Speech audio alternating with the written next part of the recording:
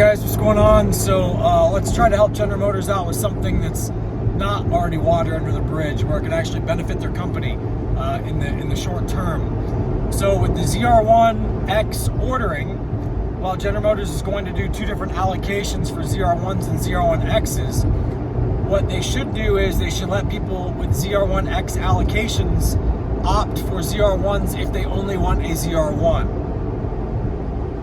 You see, the LT7 is not going to be a constrained item. It doesn't need to be. The transmission is not going to be a constrained item. It doesn't need to be. What's going to be a constrained item is the engine, the electric motors, all the wiring to make it all work, the computer circuitry to make it all work. That's going to be the constrained item. So if a customer is waiting on a dealer's list for a ZR1 and the dealer gets a zr1x allocation, and that customer's been in line longer than some other Joe Schmo who comes in and says, I want a zr1x, okay, you're going to pass all the ZR1 customers. General Motors shouldn't do that.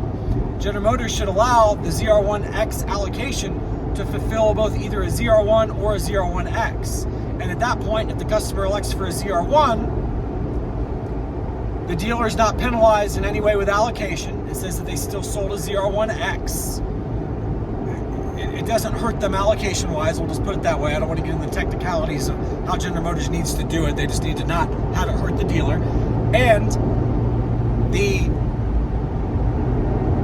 General Motors at that point now instantly, either that same order cycle or next order cycle, instantly puts back out another zr1x, an extra one, allocation, puts it back out into the world of dealers. So General Motors still sells the same amount of zr1x, and General Motors sells more zr1s.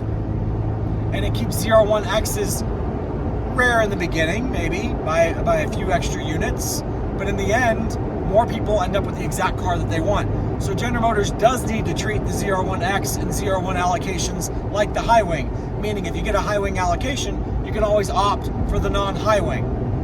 If you get a zr1x allocation, you can always opt for the zr1. That's how General Motors should do it. There's no logical explanation for them to do it any other way, other than them prove how stupid they are as usual, because that's what these guys like to do. See ya.